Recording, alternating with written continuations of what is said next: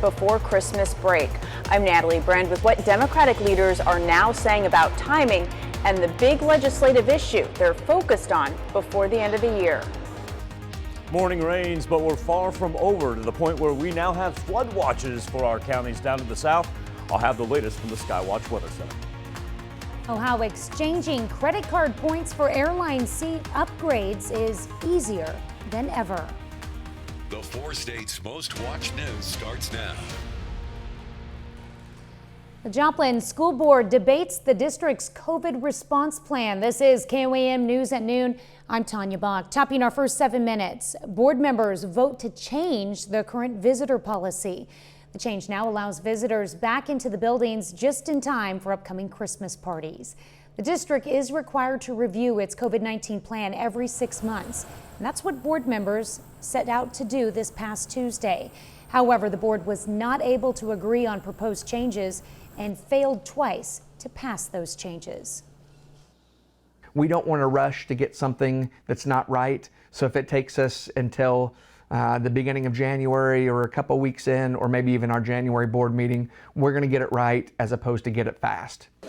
They're here to interview. When it comes to revising the plan, Koch says it's a top priority for the board. A series of grass fires in central Kansas scorched more than 200 square miles this week, leaving tens of thousands of people without power. The wildfires, fueled by wind gusts of up to 100 miles per hour, broke out Wednesday and claimed several homes and other structures. At least one person is being treated at a hospital burn unit. The fires killed livestock, including cattle and horses. There's no firm estimate yet on when power will be restored to the area. Before Wednesday's storms even arrived, strong winds created quite a bit of damage here in the 4 states. This is our KOAM News drone video of a property near Carthage, Missouri. The winds picked up a metal building there, which caught on an electric pole, leaving it looking like what our photographer described as a teepee. Well, now we've got another concern going into the weekend. Michael Aislip joins us with a first look at the forecast. Not looking at anything severe, though, and really when we talk about the rain that we have not had for our first 17 days of the month, we need to play a little catch up here precipitation-wise anyway. So it's a welcome sight. Not everybody is going to end up with rain. And I know that people down in the southern portion of the 4 states, especially southwest Missouri and northeast Oklahoma, are probably like, we're done with this. We've been having to fight this all morning long, and I completely understand. But the heavy rain continues to roll through there along and south of I-44. Now, if we remove the satellite and we go ahead and remove the radar, we can actually talk about some flood watches that we have. No warnings as of yet, but if we go down to Benton County, you'll notice those last all the way there until 6 a.m. Then that little offshoot of green that we have just south of Grove, same thing, just a localized flood watch, if you will, because it's going to last all afternoon and evening long. Our weather trend will shoot a little additional rainfall up to the central and northern portion. Temperatures going to be in the mid-50s here later on. A 7-day forecast that has a chance to dry out and actually some sunshine on Saturday and Sunday. Big difference is going to be if you're out Saturday night into Sunday morning, because that is going to be one of our chilliest nights that we've had in quite a while. Coming up in just a little bit, Tanya, we'll not only take a look at those national watches and warnings, see what wind advisories that we have out and about, but also to break down our precipitation totals. Just how much have we picked up as of yet? All right. Sounds like we got a lot to discuss. Thanks, Michael. Well, President Biden's nearly $2 trillion social spending and climate plan remain in limbo as Congress barrels toward holiday recess. Now looks like the legislation could be stalled until after the new year, with reports of talks breaking down between the White House and a key Senate vote. Natalie Brand has the latest on negotiations from Capitol Hill. President Biden returned to the state that helped propel him to the White House, delivering the commencement address at Congressman Jim Clyburn's alma mater, South Carolina State University. I'm here to congratulate you, but also to let you know that your country, and this is not hyperbole, is counting on you. They're counting on you. The president and Senate Democrats are reiterating emphasis on voting rights legislation, while other legislative priorities remain stalled ahead of Christmas. We must pass the Freedom to Vote Act and the John Lewis Voting Rights Act. We must. And we're going to keep up the fight until we get it done. But to pass voting rights in the 50-50 Senate, lawmakers would likely have to make a significant rule change to move forward with just a simple majority. changing the structure of the Senate in order to try to achieve a partisan advantage is a mistake for the Senate and a mistake for the country. Some moderate Democrats have also expressed reluctance to change the Senate's filibuster rules. Just because Republicans will not join us does not mean Democrats will stop fighting on this issue. As for the plan to pass the Democratic social spending and climate bill before leaving for the holidays, the White House acknowledges that likely won't happen until next year. In a statement, the president said he and his team are continuing to have discussions with West Virginia Senator Joe Manchin, a key Democratic vote, but a source familiar tells CBS News those talks have been going poorly, with the two Democrats far apart. Natalie Brand, CBS News, Capitol Hill. Another blow to Democratic leaders. The Senate parliamentarian has ruled against including an immigration provision to the social spending bill that would have allowed undocumented immigrants to apply for work permits and protections from deportation. That's a look at today's top stories and weather in our first 7 minutes. Up next on KOAM News at noon, vacation savings. After more than a year with little travel, many Americans have collected lots of credit card points. I'm Wendy Gillette. I'll show you how to best use them so you can fly in a seat like this one. And later, we're making morning maple muffins in the Exchanging credit card points for business or first-class airline seats is much easier these days, whether you're planning a last-minute holiday trip or vacation in the new year. Availability for awards travel is higher than normal as business travel continues to lag. CBS News correspondent Wendy Gillette reports on some of the best ways to cash in. It was an incredible experience. Zach Griff, a senior reporter with the website The Points Guy, recently honeymooned with his new wife Jill in Italy and Africa, using just 85,000 credit card points to fly first class with Emirates from New York to Milan. From the moment we took off until the moment we landed, we were treated like royalty, top-notch champagne, incredible food, bed that made me feel like I was literally in my bedroom at home. The site's founder, Brian Kelly, says transferring the thousands of credit card points you may have collected during the pandemic to airlines could pay off for you too. Now's a great time to fly business class because business travelers are not buying those expensive seats, which means airlines have them available for frequent flyer redemption, and you can get them for a fraction of what it would cost paying cash. We hopped aboard a couple of the airlines Kelly recommends for credit card point redemption. This summer, JetBlue launched its new Mint Suites on select flights, including to London. With fun perks like cocktails mixed on board and roomy seats, it's one of Kelly's top picks for business class, along with Qatar Airways. Qatar Airways launched its Q Suite 4 years ago. They were the first business class suites in the sky, with doors that close and the ability to turn 2 seats into a single compartment. The golden age of travel is not behind us, it's flying the Qatar Q Suites. And with overseas seats as low as 70,000 credit card points, you may have already earned that golden age flight. Wendy Gillette, CBS News. Looks like the way to travel. Kelly recommends signing up for credit cards with big bonuses to give you a boost towards that dream seat. Still to come on the KOAM News at noon, Mr. Food. Today is National Maple Syrup Day, so join us as we tap into some ideas that we know you're going to love. Get it? Tap. But first, Michael Hayslip returns with your complete forecast. Get to make a Friday transition from talking about the wind, Tanya describing all the events that we had across not only the central portion of the United States, but got to remember earlier this week, 70 million Americans were under either a wind advisory, wind watch, or wind warning. And now we're going to do a complete flip and talk about precipitation, because those are some flood watches that we have down to our south. Heavy rain, still saying just south of I-44 to go along with a fair amount of lightning. Our counties really haven't picked up hardly any lightning whatsoever. We see one strike there just in between about Monette and Springfield off of 44.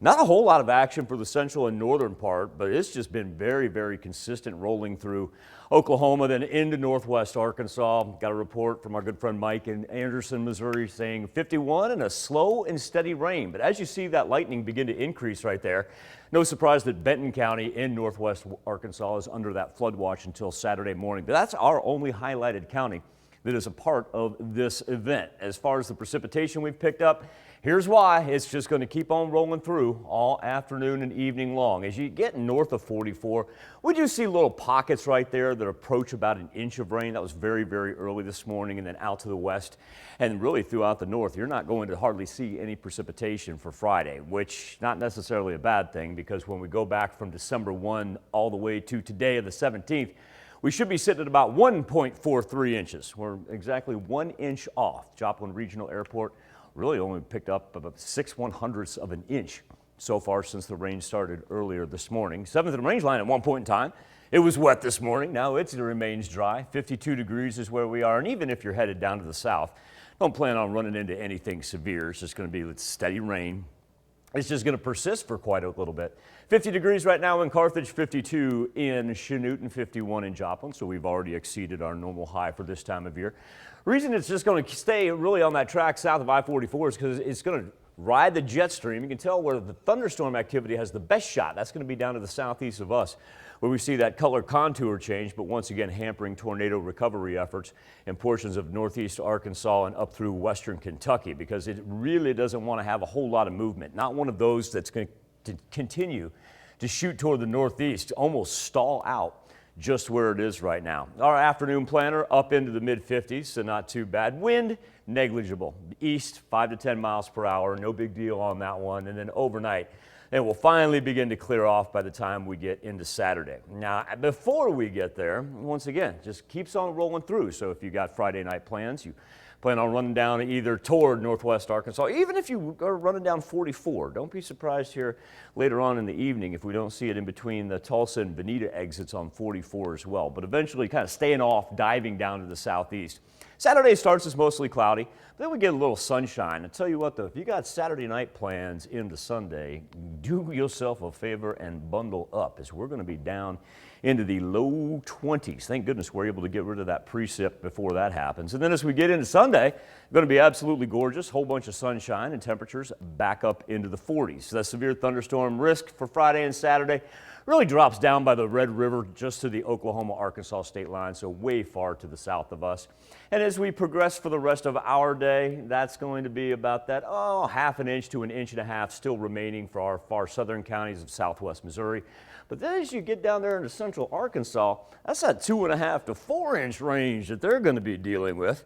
This gives you an idea of what we were talking about, why that thing just is going to be such a hindrance to the tornado recovery. Look at that, all the way into Saturday for those poor folks in Arkansas, Indiana, Illinois, and especially Kentucky. For us here in the 4 states, Tanya, call ourselves fortunate. We get a nice little rebound. We're going to have the 50s to begin next week, and as we ramp up. Can you believe we're talking about ramping up for Christmas? It's already going to be here next week. I know. Look at that, 60 degrees on Wednesday. I had a delightful person ask me today. She asked me about a white Christmas. It's going to be way too warm. Yeah. Well, the good thing about the temperatures like this, especially for next week, is kids are home and you're going to be wanting to get them outside. And then we start talking about travel time. Yeah, there you go. Great travel weather. As long as we can keep the wind down. No joke. I'm so done with that wind. Mm-hmm. All right, thanks, Michael. We take this time to honor today's 4-state hero. Corporal Gary Maddox in the U.S. Marines. The Joplin native joined the 285th Platoon stationed in San Diego in 1962. He earned sharpshooter and military police honors. To Corporal Gary Maddox, we thank you, our 4-state hero. It's National Syrup Day, and we're celebrating with Howard with a recipe for morning maple muffins in the Mr. Food Test Kitchen. With Christmas just around the corner and all the last-minute excitement going on, we almost forgot that today is National Maple Syrup Day. So to celebrate, how about having waffles, pancakes, or French toast dripping with, you guessed it, maple syrup. By the way, make sure you don't get maple syrup mixed up with pancake syrup, which doesn't even have real maple syrup in it. To make things even more special, we came up with a recipe for streusel top maple muffins that are ideal for serving today, and the recipe is perfect to have on hand right through the end of the year. We start by making a basic muffin recipe from scratch. The difference with these is that they're laced with a good amount of real maple syrup. Then we top each one with our homemade streusel topping before popping them in the oven. When the whole house smells amazing, you'll know they're done. Imagine serving these on Christmas morning while the family opens their presents, or New Year's morning while everyone's trying to open their eyes. To get the recipe so you can celebrate this fun food holiday, head over to our website and type in Morning Maple Muffins. I'm Howard with Kelly in the Mr. Food Test Kitchen, where today we found a maple-licious way for you to say, ooh, it's so good. Well, you can find this recipe along with a lot more good food from the Mr. Food Test Kitchen online. Just go to our website at koamnewsnow.com. Here's a look at our 4-state market prices.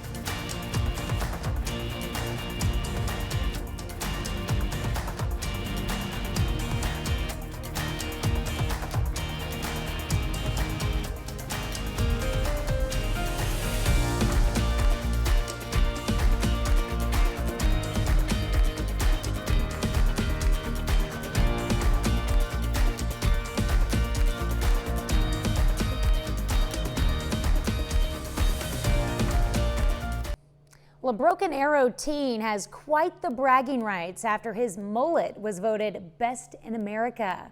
Now, rock, country, and movie stars put the mullet on the map back in the 70s, 80s, and 90s.